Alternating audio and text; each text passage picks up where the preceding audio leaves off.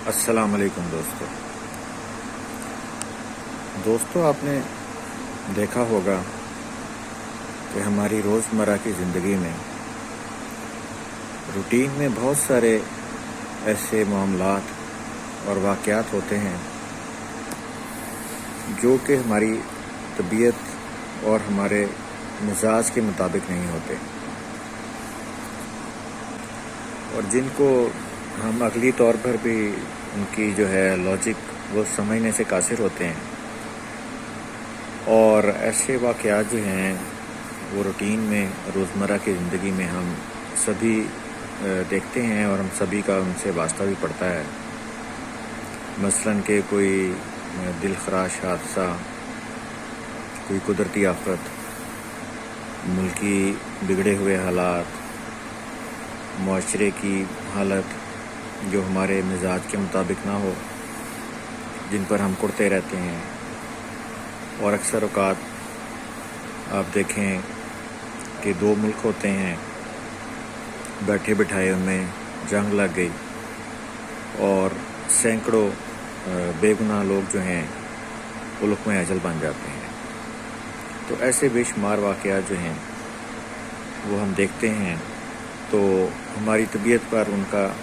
بڑا بوجھ پڑ جاتا ہے، اور ہم ڈسٹرب بھی رہتے ہیں اور ڈپریشن کا بھی شکار ہو جاتے ہیں، اور ہم غصہ بھی ہوتے ہیں یہ کیا معاملات پیش آ رہے ہیں۔ ہم اپنی عقل اور سمجھ کے مطابق ان کی کوئی لاجک، کوئی وجہ تلاش کرنے کی کوشش کرتے رہیں، لیکن ہماری سمجھ میں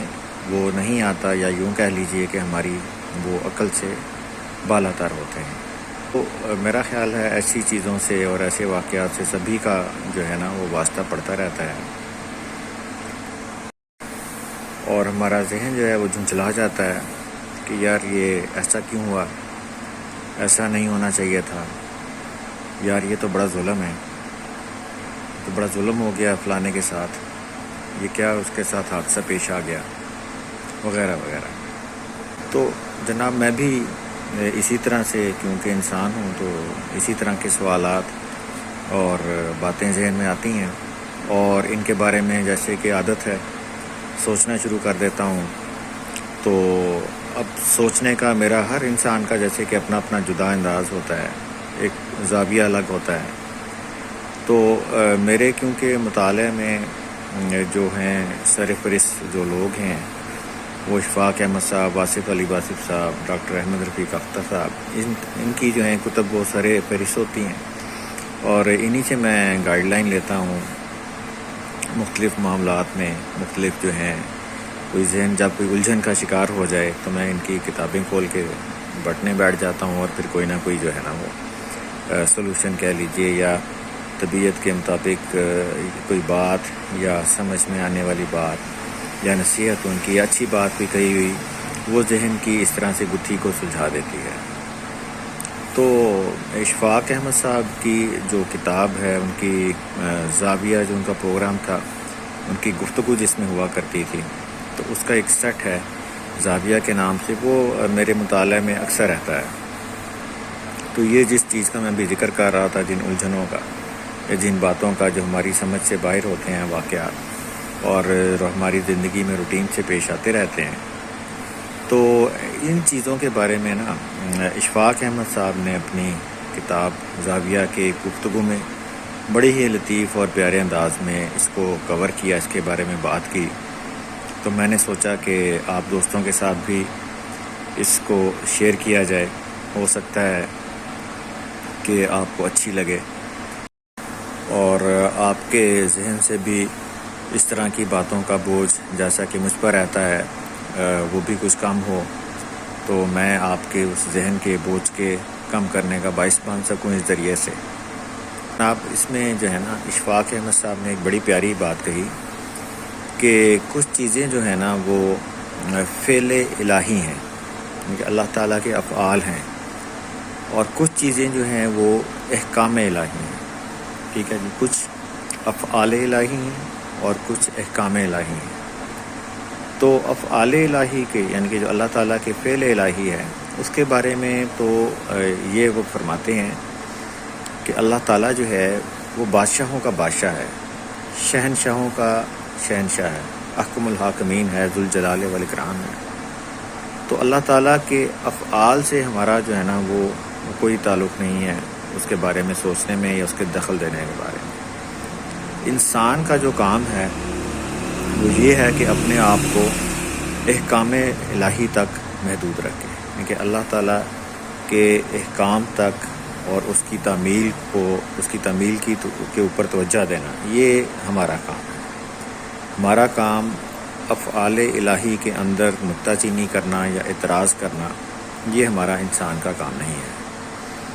تو اشفاق صاحب فرماتے ہیں کہ اگر ہم اپنے کام پر یعنی کہ احکام الہی کی تعمیل پر اس کے اوپر توجہ دیں اور احکام الہی پر ایسا ہی عمل کریں اور ان کو ایسا ہی اپنائیں جیسا کہ ان کا حق ہے اللہ کے احکام کو بجا لانے کا، تو جوں انسان احکام الہی کے اوپر پابند ہوتا جائے گا، اس محیط کے اندر اپنے آپ کو داخل کرتا جائے گا، تو افعال الہی کے اسرار اس پر کھلنا شروع ہو جائیں گے۔ یعنی کہ اگر ہم اپنے کام پر توجہ دیں، یعنی کہ احکام الہی کی بجا آوری پر، جو بھی ہمارے اوپر اللہ تعالیٰ کے احکام ہیں ان پر ہم توجہ دیں، ان کو اچھی طرح سے بجا لائیں جیسا کہ ان کا حق ہے، تو پھر ہم پر افعال الہی کے اسرار آہستہ آہستہ اشکار ہونا شروع ہو جائیں گے اور ہمیں ان کی کچھ نہ کچھ سمجھ آنا شروع ہو جائے گی، اور جو ہمارے ذہن پر بے جا بوجھ بن جاتے ہیں وہ بوجھ ہمارے ذہن پر اس طرح سے نہیں بنا کریں گے۔ اس کی ایک بڑی پیاری مثال تو قرآن پاک میں آپ دیکھیے کہ حضرت موسیٰ علیہ السلام اور حضرت خضر علیہ السلام کے واقعات میں ہے، جو واقعہ بڑا پیارا، بڑی تفصیل کے ساتھ سبھی لوگوں نے پڑھا ہوگا، دہرانے کی ضرورت نہیں ہے۔ تو کتنی پیارے انداز میں قرآن پاک میں بھی اللہ تعالیٰ نے افعال الہی اور ان کے بھید جو ہیں وہ ان کے متعلق بیان کیا کہ وہ اللہ کے جو فعل ہیں ان کے بھید اللہ ہی جانتا ہے، اور انسان اگر اس کے بارے میں زیادہ بات نہ کرے اور اپنے کام سے کام رکھے تو انسان کے لیے یہی بہتر ہے۔ اس بارے میں ایک بڑی پیاری حکایت ہے۔ پھر اکثر دوست پھر یہ کہتے ہیں کہ یار آپ کی جو ہے نا وہ گفتگو ذرا لمبی ہو جاتی ہے، لیکن مسئلہ میرا یہ ہے کہ نہ تو میں کوئی مفکر ہوں نہ میں کوئی مدبر ہوں، تو میرے ساتھ مسئلہ یہ ہے کہ ایک بات سٹارٹ کرتا ہوں، ہوتی ہے، اور پھر بات سے کوئی نہ کوئی بات چل نکلتی ہے۔ تو اسی چیز کے اوپر ایک بڑی پیاری سی حکایت ہے کہ ایک بزرگ تھے بڑے، تو وہ اپنے مریدین اور اپنے چاہنے والوں کی ٹریننگ کے لیے تو انہوں نے سوچا اور ضروری سمجھا کہ جناب ان کو لے کے جنگل میں جایا جائے اور کچھ پریکٹیکل ان کی ٹریننگ کی جائے۔ تو انہوں نے اعلان کیا کہ جناب فلانا دن ہم جو ہے نا اب جنگل میں جائیں گے اور کچھ دن وہاں ٹھہریں گے، اور وہاں پر آپ کو کچھ باتیں سمجھائی جائیں گی اور کچھ آپ کی ٹریننگ کی جائے گی۔ تو خیر ان کے مریدین بہت زیادہ تھے، تو ان کے چاہنے والے مریدین سبھی جمع ہوئے اور وہ سب لوگ جو ہیں اس مقررہ دن پہ جنگل کی طرف روانہ ہو گئے۔ وہ جنگل جو ہے وہ اس کے ساتھ سمندر بھی تھا، وہاں پہ انہوں نے پڑاؤ ڈالا اور ایک جگہ کا انتخاب کیا، اور وہاں پہ پھر وہ جو بزرگ تھے وہاں پہ ایک درخت کی ٹہنی پر بیٹھ جاتے اور ان کو پھر جو بھی سبق اور تلقین، جو بھی نصیحتیں کرنی، جو باتیں سمجھانے والی ان کو ہوتی، وہ روز ایک طرح سے آپ کہہ لیجئے کہ لیکچر دیا کرتے، اور ان کے مرید اور سارے چاہنے والے وہ ان کو سنا کرتے۔ تو اسی طرح سے وہ ایک دن لیکچر دے رہے تھے تو ایک وہاں پہ بزرگ آ نکلے۔ تو وہ جو صوفی صاحب تھے جو اپنے مریدین کو لے کر آئے تھے، انہوں نے ان بزرگ کو دیکھا تو وہ فوراً اپنی جگہ سے نیچے اترے، بڑے ادب سے ان سے ملاقات کی، ان کا حال چال پوچھا، ان کو بیٹھنے کو کہا، ان کی خاطر مدارت کی، تو سب لوگ بہت حیران کہ یار یہ جو ہمارے جو لیڈر ہیں یہ ان کا اتنا مقام ہے، اور یہ کون سے بزرگ آ کے ہیں کہ جو ہمارے لیڈر ان کا اتنا احترام کر رہے ہیں۔ تو ایک ان کا بڑا خاص مرید تھا، تو اس نے ان سے پوچھا کہ جناب یہ کون شخصیت ہیں، ہمیں بھی بتائیے تو ہم بھی ان کے علم سے اور ان کی صحبت سے فیض یاب ہوں۔ تو انہوں نے کہا کہ یہ جو ہے نا بزرگ جو ہیں یہ اللہ تعالیٰ کے بڑے برگزیدہ ہیں، اور یہ امیر البحر ہیں، اور یعنی کہ سمندروں پر ان کی ڈیوٹی ہے، اور یہ اب کیونکہ ہم جنگل میں ادھر پاس نزدیک سمندر ہے کہ ان کا ڈومین ہے، تو یہ ادھر سے آ نکلے ہیں اور ہم سے ملاقات کے لیے آئے ہیں۔ لیکن وہ ایک یہ بات کرتے کرتے رنجیدہ ہو گئے۔ تو وہ مرید نے پوچھا جی کیا ایسا مسئلہ ہے؟ تو انہوں نے کہا بات یہ ہے کہ ان کا جو ہے نا وہ عہدہ